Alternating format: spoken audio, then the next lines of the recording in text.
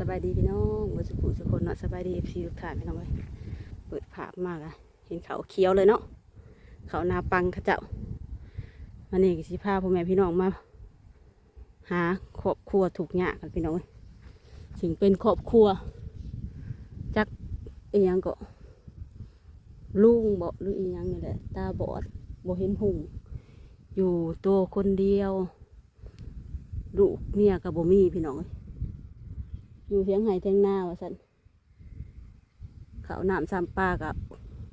บ่มีกินแบบอดๆอยากๆอะไรเนาะแต่ว่ามีอัน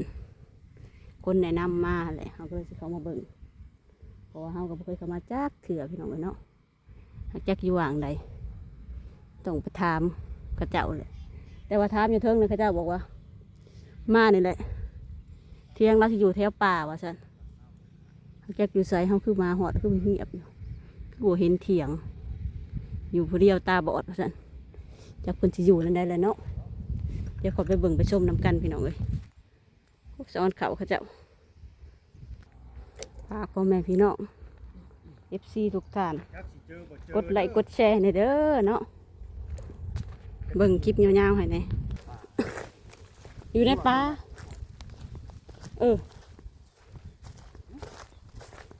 มันโมเมนต์ตัวนี้กับยางเพราะตัวนั้นก็เจอบ่เจอแล้วพี่น้องเพราะว่าบางทีก็เราก็จะไปคอเขาบ่เองพระเจ้าบอกว่าเราจะไปคอเขากินแต่ละมื้อแม่นบ่แม่นบ่ขันต้นน้ำบ่แม่นอีกก็เยอะมีแต่มื้ออะไรเหรอบ่เห็นเทียงกะลายเลยพักหอนแห้งแล้ววะนี่แกงใส่เขียดคืออยู่เฮ้ยหากว่ามีคนเลี้ยงในป่าจักว่าแม่นเทียงกันห่างๆดอกว่าสันฮะตีไปทางใดนี่นะนี่ย่างมาไกลแต่นี่จะว่าไกลสบายดีแม่นบ่ แม่ลูกแกะบ่เนี่ยลูกแกะหรือลูกแอด ลูกแอด ยังลูกแอดบ่เนี่ยโอ้ นี่พี่ไตพี่เขาให้ย่าง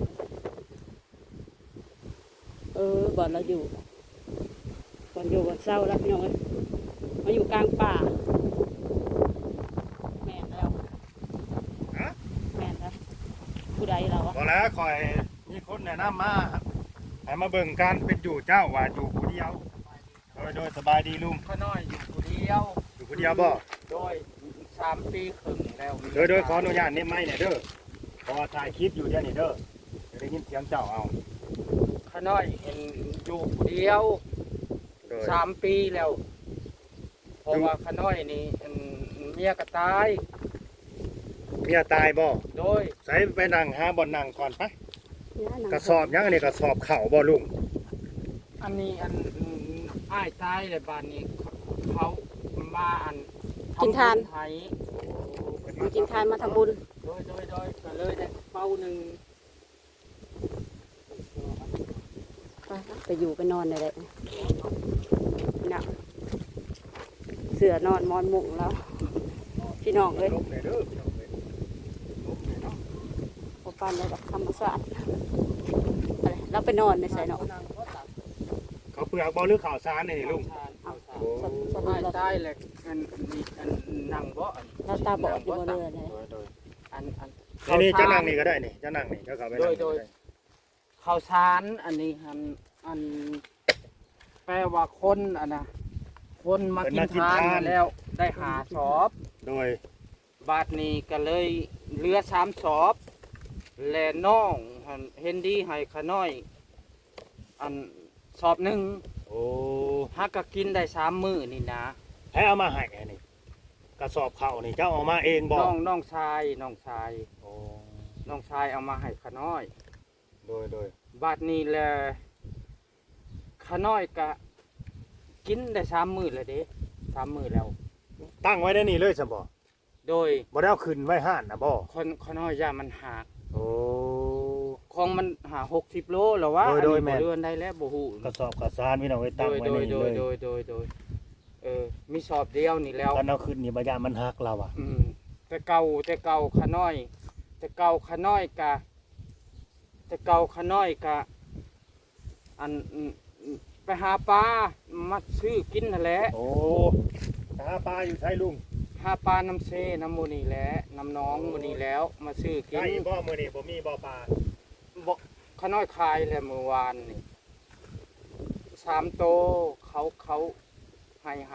50 ปลายังลุง ปลาคอนี่แล้ว โอ้ปลาคอ ปลา ปลา โซ โขปลาคอ โอ้มื้อนี้บ่ได้บ่มื้อนี้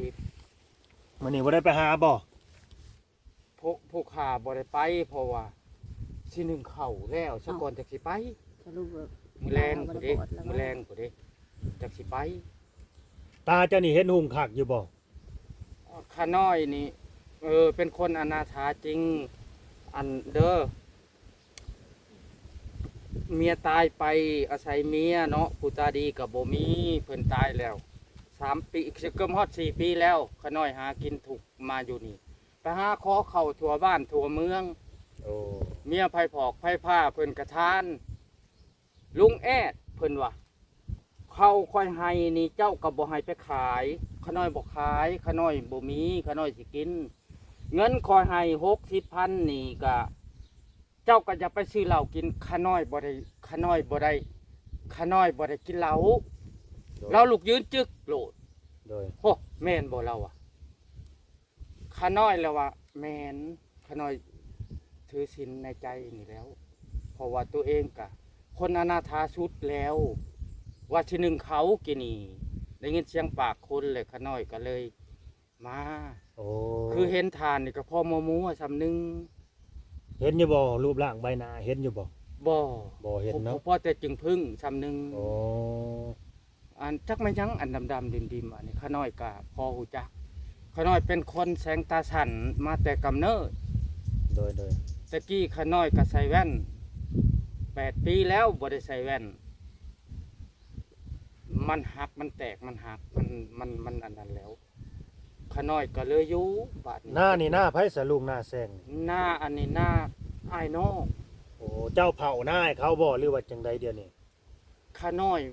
มาอยู่ในหน้าเขาแหล้ว โอ้ที่อยู่นี่บ่แม่นหน้าของเจ้าดินเจ้าบ่ บ่ อ้าว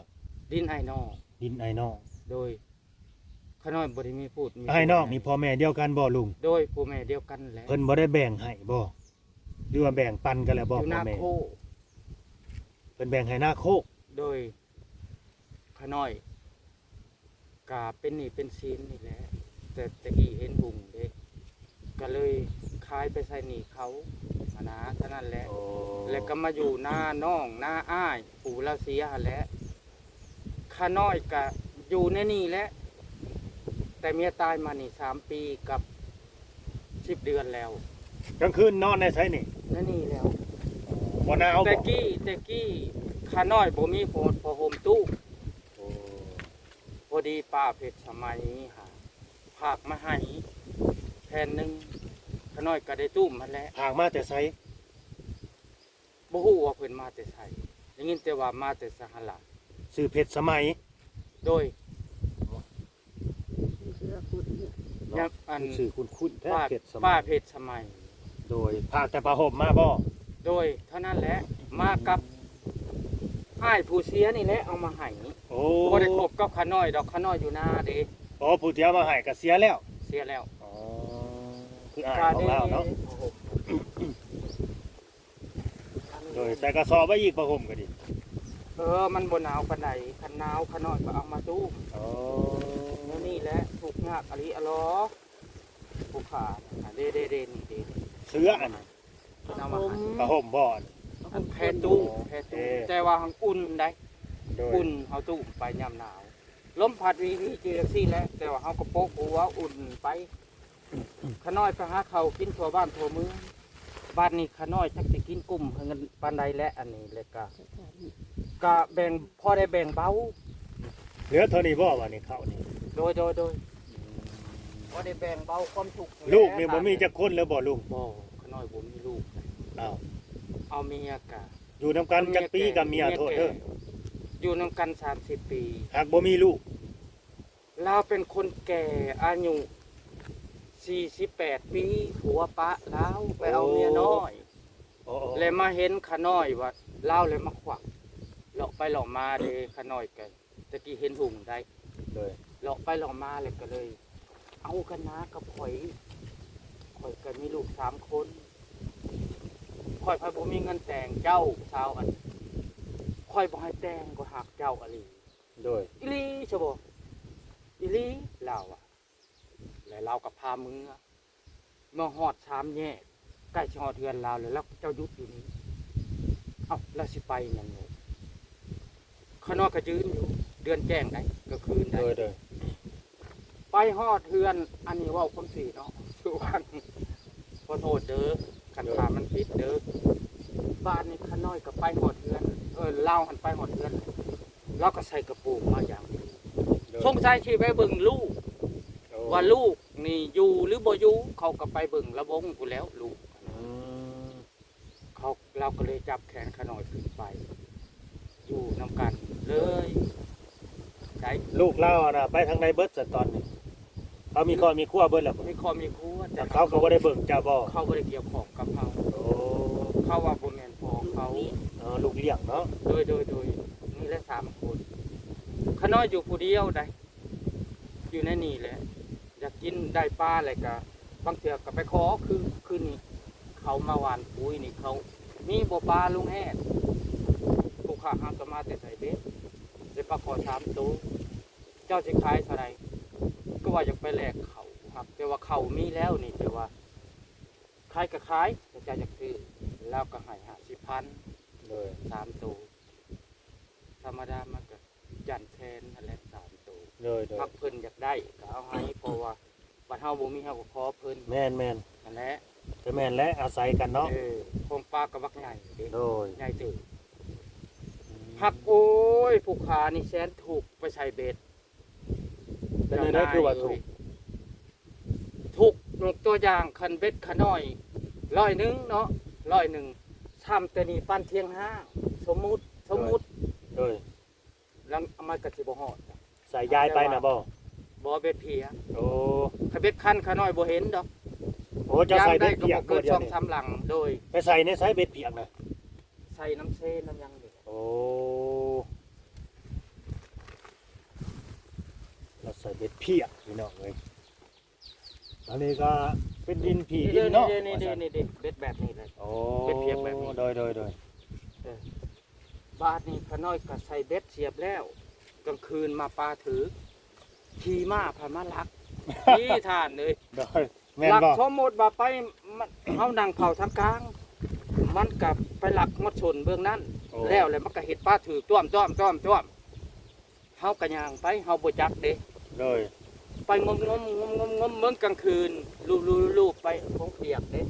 แม่ มัน น ก็ไปลักเลยชนน่ะ โอ้ เอาไปเอามาเอาโอ้ขน้อยดังเผาเมื่อคืนบางเถื่อบ่ได้โฟโต้ โอ้ โอ้ยแสนถูกก็ตามความสื่อขน้อยแสนถูก ถูกใจถูกกายเนาะ ถ้ามาปีแต่ขน้อยก็อดทนเอา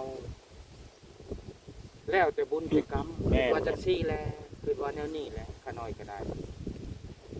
และป้าเพชรสมัยหันไผเป็นคนแนบนำบ่ฮู้จักสงสัยพ่อบาบ่หรือว่าใดๆเราเป็นคนซอยเหลือคนถูกข์ยากคือกัน โดย คือทานนี่จักเลยเฮาขน้อยกับบ่จัก ว่าเพิ่นมาแต่ไสขน้อยก็ สื่อ บ่จัก เด้อเจ้าจำสื่อเขาไว้เด้อ โดย บ่าวลาวผ้าพื้น เออ จำสื่อไว้โลด โดย เจ้าฮู้จักบ่บ่าวลาวผ้าพื้นว่า ขน้อยบ่จัก บ่แล้วคันมีคนมาถามว่าไผเข้ามาหาเจ้าถ้าเกิดว่ามีแบบการช่วยเหลือนะจากผู้รักผู้ใหญ่เพิ่น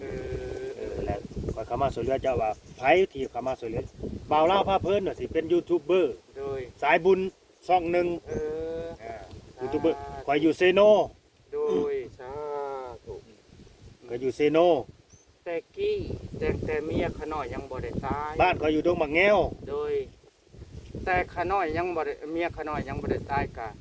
ชาวบุญได้มาถอย แม่นบ่ โดย โอ้ เราเข้ามาให้เป้าหนึงเอาเงินให้เทื่อละแสน อ๋อ และมีมือหนึงแล้วเรามาบาดนี่ขาน้อยบ่ได้อยู่ขาน้อยเบิดข้าวกินเด้ขาน้อยก็ไปมีเมียก็ทุกข์แล้วก็เมียอยู่ลาวเลยบ่มาเราสิมาเครียดตัวนี้บ่เราบ่ให้ไปหากินบัดยามข่อยมาข่อยจะสิมาบ้านบ่เฮาบ่มีเด้ แม่น เฮาก็ไป ถ้าบ่มีเขาก็จำเป็นต้องไปเนาะ จะไป แล้วเจ้าก็แบบว่าบ่มีโทรศัพท์บ่พอเขาโทรนัดโทร ขา ห น้อ มาย ย บ่ ไว้ มีได้ อ๋อบ่มีเนาะ ขาน้อย คนอนาถาสูตรว่าตามความสื่อ ลุงแอะเนาะ ขาน้อยก็อยากได้เมียอยู่ไปหาลมทั่วบ้านนั้นบ่มีไผอยากได้อีกได้ แม่นแล้วเฮา บ่มีผู้หญิงคนใดอยากได้ขาน้อยได้ ตอนนี้บ่ โดยตอนนี้แล้วขั้นตอนพุ่นคงเห็นหุ่งอยู่ขาน้อยมีแว่นตา อันนี้ขาน้อยบ่มีแว่นตา คือคู่มือนี่มีแว่นตาขาน้อยสิเห็นบ่จัก เด้อนี่เด้อไอ้ แว่นตาขาน้อยพังขาน้อย โดย สิเว้าแว่นตาขาน้อย ความหนามัน 1,500 เด้อกะเลแล้วถือว่าเห็นแล้วหน้าฐานอาจสิเห็นหดอันที่แมงวันฐานพุ่นแล้ว ต้องใส่แว่นบ่จังเห็น โด เด้อย นี่ โดย อ๋อน้ำกินนี่ไปกินอยู่ไสนี่ลุง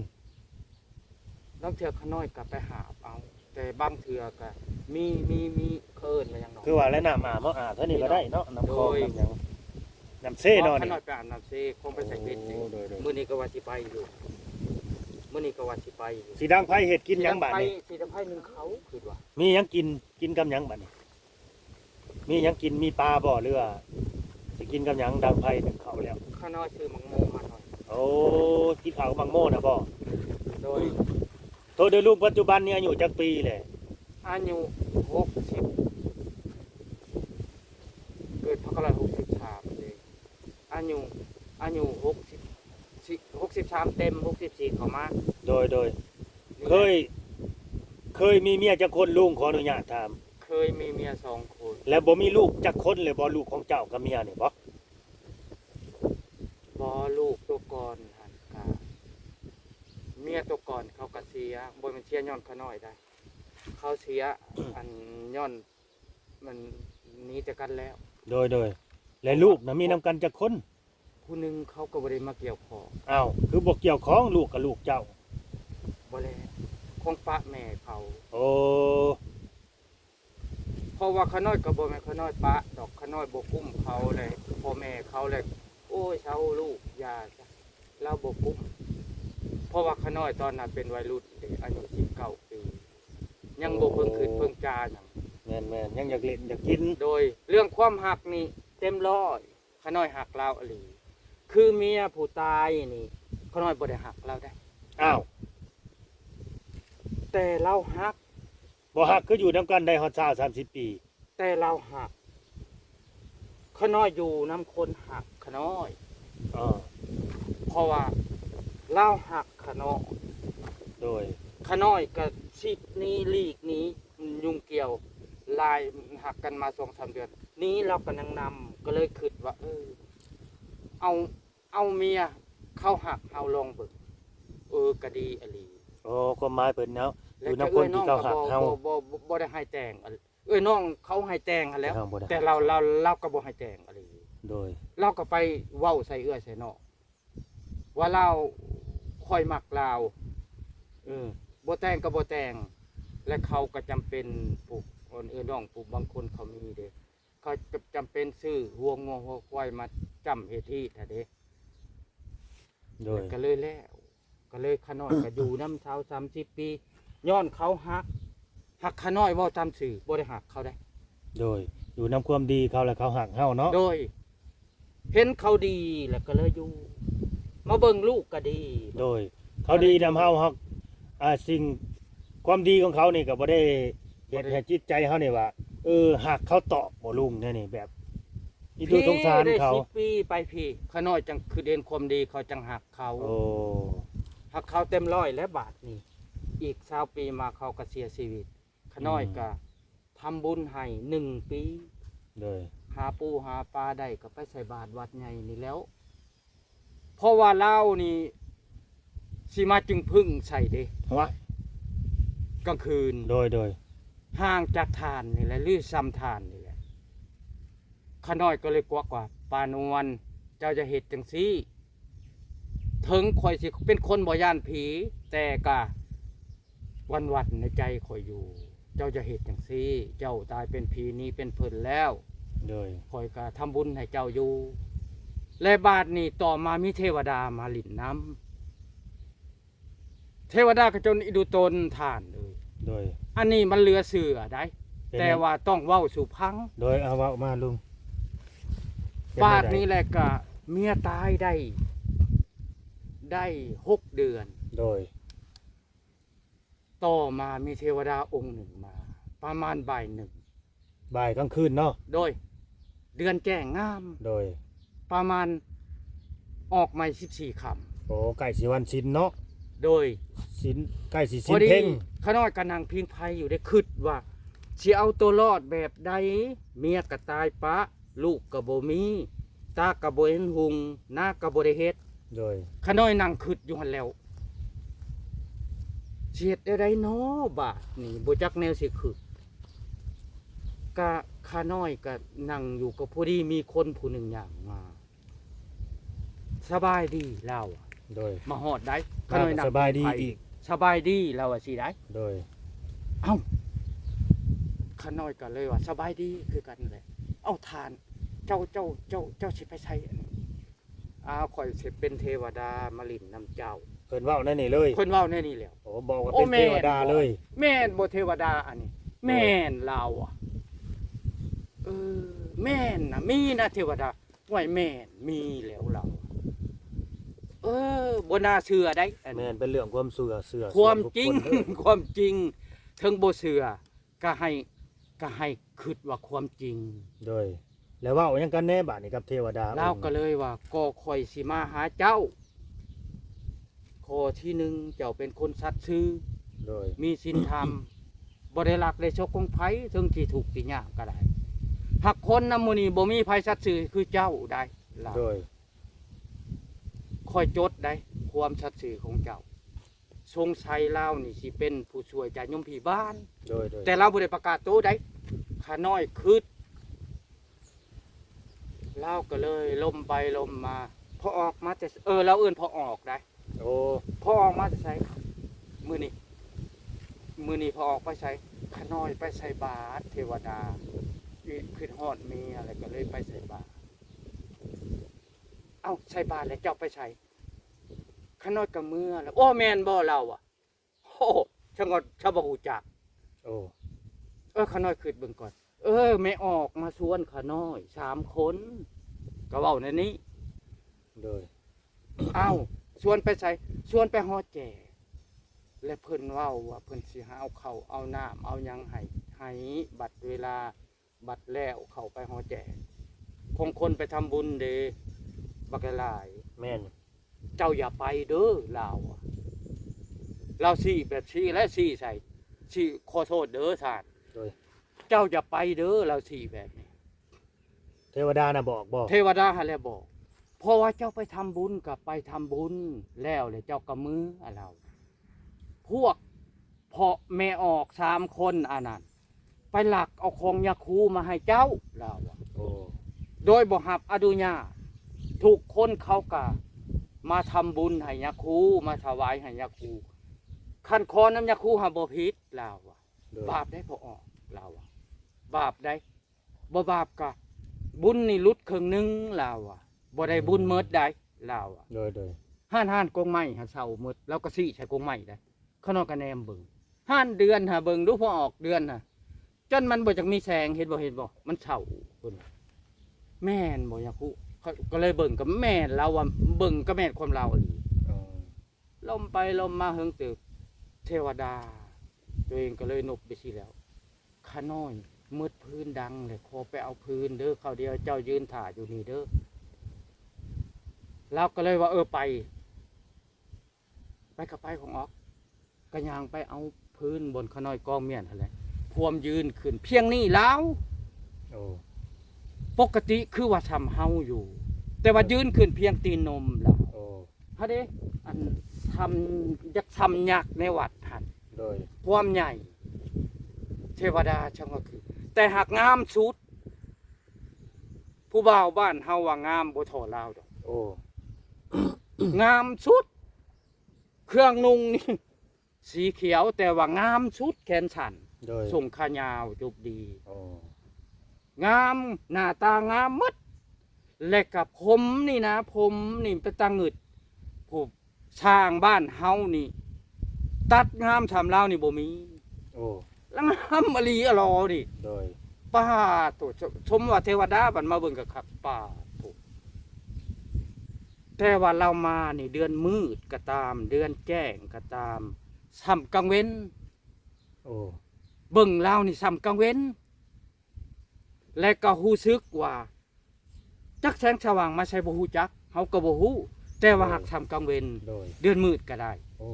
ซ้ำกัน โดย และบ้านนี้ไปเอาพื้นมาเรียบร้อยแล้วก็ล้มกันเฮิงตึกพอออกดึกแล้วค่ะพอออกคือสิอยากนอนขาน้อยมืออันอาตมาเมื่อเลยได้แล้วเอาสิได้ โดยเมื่อก็เมื่อแล้วแล้วเอาเอิ้นอาตมแล้วเอาอาตมาได้แล้ว โดย แล้วก็ย่างช่องชามเก่าให้วับจักโหบ่รู้ว่าได้บ่ฮู้จัก นี่ได้ เจ้าก็บ่ได้ย่านบ่ได้คิดย่านบ่เห็นไปแบบนั้น บ่แล้เพราะว่าเราชินทะอันลาวสัตว์ลาวบ่แม่นสัตว์ซื่อ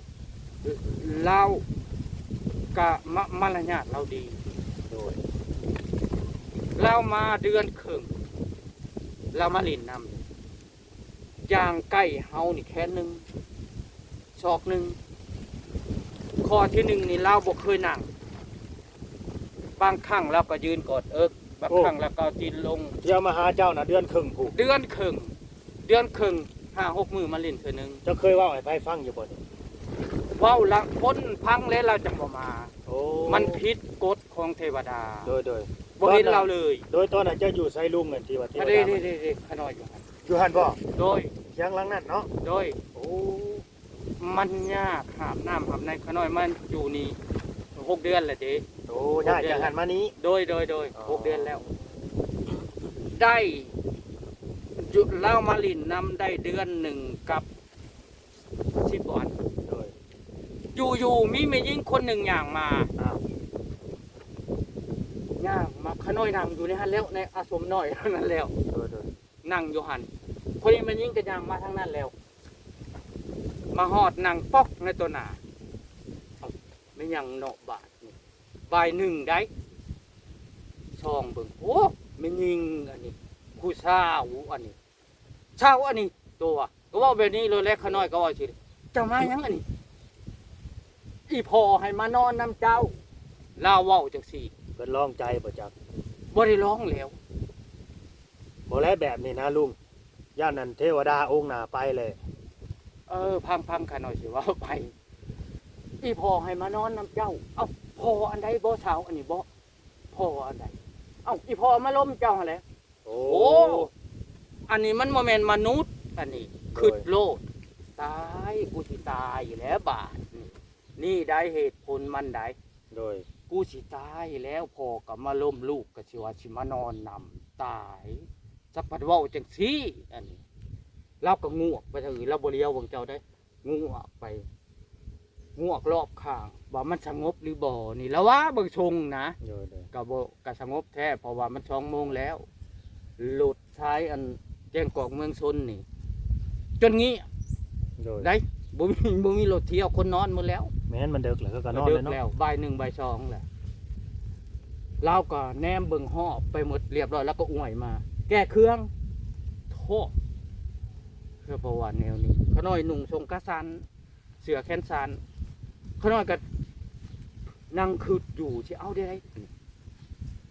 ชาวเว้าจังซี่ หากตอนน่ะบ่ได้กินเหล้าบ่ได้เมาเหล้าบ่ลุง ขน้อยบ่เคยกินเหล้า โอ้ แต่เมียตายมันยังตายขน้อยบ่ได้กินเหล้าสิ่งที่ขน้อยกินคือสูบยานี่แหละทานเด้อ ตัวนี้ขาดบ่ได้เนาะ เพราะว่าติดมาแต่เป็นบาปถ้าเฮาสิบ่ ยาสูบยาซ่องนี่บ่ โดยถ้าเฮาสิบ่สูบน้ำเขาผัดมันระบอกบ่จะเข้ากันกับเขามาแล้วหมู่กองปัดสูบยาขน้อยก็จะเป็นได้สูบ อ้าวคันเว้าเนี่ยน่ะหมู่กินเหล้าเด้ซะสิไปเข้ากับหมู่ได้บ่ซะหมู่กองกินเหล้า ก็ บ่ กินน้ำ ห เขาอยู่ตอนนั้นกิน อ๋อ แต่บาทระยะ30 ปีมานี่เขาน้อยบ่ได้กินบ่ได้เกี่ยว โด บ่ ย ได้ โดยคือจะอยู่นี่บ่ได้มีหมู่มีคู่มาเล่นนํบ่บ่ลุง บ่ หมู่พวกบ่มีเนาะ บ่ เอาเราต่อลุงสรุปได้กันบ่กับ บ้าน เท นี้ วดา บ้านนี้ น่ะ บ่แล้วบ่ทันสรุปเราก็เลยแก้เครื่องแล้วบอกไปที่ โอ้ ปีหน้ามา ตัวเองก็ยังนั่งคิดว่าไงสักปัดเว้าแนวนี้เด้ว่าบาดก็คิดว่ากูนี่สิตายแล้วพ่อก็มาลมนี่ลูกสาวก็มาสิมานอนนำเบิ่งคักก็ชุดงาม งามบ่ผู้สาว โดยผู้สาวบ้านเฮานี่บ่ทอเล่าดอก โอ้ หักท่อแต่ว่านุ่งสินมาเลเซียสีมนมนขาวแก้มแดงหักเฮาเบิ่งนี่สีมนมนคันถาคนบทใจบทเถียงเลยก็เชิญขึ้นห้องหรือไปว่าผีเหรอก็สิว่าฉันแล้ว โอ้ แต่ขน้อยบ่ปกติ เพราะว่าขน้อยเคยผีหลอกและก็เคยเห็นเทวดา โดย เทวดานี่แล้วตะกี้ก็บ่เคยแล้วฮะก็เมียตายมานี่แล้วเล่าสู่พังนี่แล้ว โดย ปกติขน้อยก็บ่เคยดอกคือว่าจักสิมีบ่มีเทวดาตัวจริงมีแล้ว มีจริงท่าน เทวดานี่มีจริงเนาะ โดยมีจริงขอยืนยัน โดย บ้านนี้แล้วก็เลยแก้ให้แก้เครื่องก็เลย แก้เครื่องเว้าอีกบาทช่องอ่ะแก้ก็เลยแก้ออกขออนุญาตเด้อ โดย เพราะว่าเราความจริงเด็กแก้ส่งคันชันออก แก้เสือแก้ชันออกยังแต่สลิปขน้อยก็มานั่งคัตตมาธิสมาธิได้บาท โดย พิจารณาเบิ่งได้บาทนี่เอ้าเรื่องนี้มันสิเป็นอะไรกับโบฮูจักเป็นตายลายดีจะได้กันเอ้าอย่างชุดสมาธิอย่างชุดใดนั่งพิจารณาอยู่เล่ากันลุกยืดจึกขึ้นเบิ่งแปลว่าใบไม้ตกแฉดบาทหนึ่งก็แม่ฮูจักแล้วนะคงพิจารณาอย่างสูงสุดเด็กนั่งสมาธิเอาแล้วแต่มันจะเป็นนั่งแบบนี้แล้วขนอยก็นั่งแบบนี้แหละเราก็ยืนอยู่นี่แหละใกล้ๆเลยเราก็ยืนจึกขึ้นแล้วก็แกะอันเอาสินขึ้นมามัดโดย ขน้อยเบิ่งขับแล้วก็ดึงเสือออกแล้วก็เสือแล้วก็จบดีโอ้คนนี่งามอะไรอย่างเงี้ยเป็นพิจารณาเบิ่งนะแล้วเราก็ดึงอ่องนมออกโอ้ โดย เทวดาก็มีอ่องนมคือกันก็มาหอยเนี่ยแล้วเราก็มั่งเก้าผมเราตะกี้เราเก้าผมเบี้ยวันนี้ก็มั่งเอากีบออกเทวดาก็มีกีบคือกันแล้วก็เก้าผมถึง ก็ผมขึ้นเนาะ เก้าผมถึง โดย มั่งผมเบี่ยงนี่นะมาเก้าผม โอ้ ถึงแล้วก็แก้สลีปเทวดาก็มีสลีปคือกันคือผู้เดียวนะ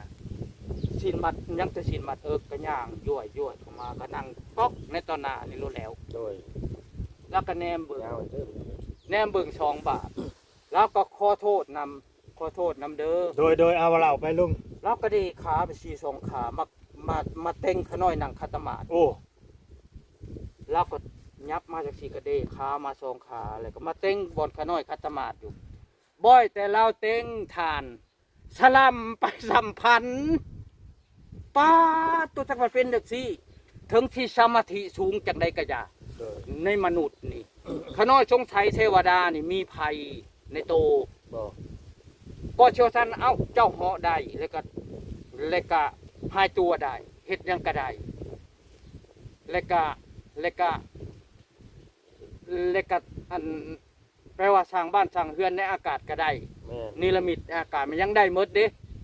สงสัยสิมีภัยกับหลีดแกมกัน โดย ได้ทานขน้อยพิจารณาแล้วสลัมไปสัมพันธ์หักแต่สัมพันธ์อีหลีบ่แม่นสัมพันธ์มัวๆได้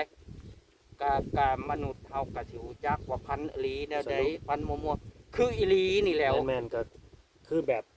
นาสิจิตนั่นแหละเป็นจิตว่าซั่นซะ โดย คล้ายๆว่าทอด และ จิต เราก็เป็นคนนอนนำเองเราได้เราเป็นคนนอนนำเองเราได้และเราก็ซีมอีกพอออกโดยแล้วเลยได้แล้วก็แล้วผู้ข่าวว่าสิขอโทษเด้อ โดย ขอโทษเด้อเราก็ถอดออกหายวับ อันความมันความหยังความสลัมไปหนนะกันไผบ่จักว่าสลัมสโลปเอ้าบ่จักว่าสลัมกับสโลปขาน้อยบ่จะฮู้มือมักกับคู่ชึกจักสิอยู่เอ้าจักอุ้มหยังแล้วบ่ฮู้จักบนอุ้มก็สิแม่นอุ้มแล้วหั่นล่ะวะจักสิอยู่แล้วก็นั่งอยู่หั่นแล้วก็เตรียมเครื่องเตรียมของเรียบร้อยแล้วก็ย่างเข้ามาใกล้อาตมาเมื่อใดพอโดยเมื่อดีย่าง2-3 คือพอหั่นแหละให้วับ โอ้เว้าอาตมาคือกันอีก คือกันบาทนี่แหละเราก็ได้3 มื้อก็ละมาอีก โดยเป็นเรื่องความเชื่อส่วนบุคคลเด้อ เล่ามาอีกเล่ามาแหละขาน้อยก็คือเก่าหันเล่าหั่นแหละขาน้อยบ่เคยได้นอนนำลำแต่เล่านอนนำขาน้อย อืม และได้เดือนหนึ่งต่อมาได้ โดยเที่ยวมาหานี่บ่ ประมาณเวลามาเที่ยวมาหานี่ได้เดือนหนึ่งสิประมาณ8 เถื่อ ผู้เป็นพ่อนี่เดือนครึ่งแม่นบ่หรือว่าร่วมกันทั้งพ่อ เกือบฮ ทั้ อง ด ลูก ช่องบ่เป็นขอ โอ้ มาคือเก่าแต่เราหักบ่ได้เว้าว่าเห็นบ่ลูกสาวข่อยจันสิบ่ โอ้ เราบ่ได้เว้าสรุปลูกสาวเทวดามาหาขาน้อยข้อที่1ได้นอนได้หยังนำข้อที่1บ่มีกิน โดยบ่ได้กินอีก บ่ บ่มีกินหอมบ่แสกผู้สาวอีก บ่ โอ้ ธรรมดาหาผู้หญิงของผู้หญิงเฮามีกิน โดยยังกินดอกหมอกดอกไม้เด้กับ เฮา แป้ง นอน น้ำหอม นำ กับ เขา บ่มี ก็มีกินอันนี้บ่ปกติบ่ได้เป็นเลยนะบาทสิแล้วบ่มาได้บาทนี่ นอนอยู่ในเปกับน้องเคย ปกติสิบ่เคยเว้าให้ไผพัง โดย ผิดเด้ออันเว้านี่ผิดใดๆเอาผิดกฎของเทวดาเจ้ามาพัวพันกับมนุษย์หายทั้งพ่อทั้งลูก โอ้ทั้ง เฮา กับ วั ดิ ดบ่จักก็เดียวว่าสิตายพอบ่จอยลุ่มกันตอนเพลนขึ้นมา ไปเกี่ยวเข้าวซอยเพิ่นขึ้นมา ก็เลยล้มว่าย่านเจ้าของตายเลย เอ เนาะ อตกใจย่านตัวเองตาย โดย จักเว้าเนี่ยน่ะ เลยว่าให้คน ฟั ฟั ง ง นี่สิตายเลยนะ อืม เว้าจักซี่โดยปี 2022 โอ้เทวดามาหาน่ะปี2022 โดย นี่ก็26เลยเนาะ โดย 2 นี่แหละนี่แหละ 4 ปี3 ปีไป 3 ปีปลายแล้ว เป็นอันว่าบ่เห็นเพิ่นได้ยินแต่เสียง คือปีแล้วนี่ข้าน้อยใส่เบ็ดนี่ อ้าว บักหาสูงมาหลักยามเบ็ดกู กูถูกจิตาย กูคนอนาถากูยังบ่หลักจะแค่ตะกี้เทวดาเพิ่นก็ยืนอยู่อากาศพอออกได้ยินอยู่เสียงลาว โดย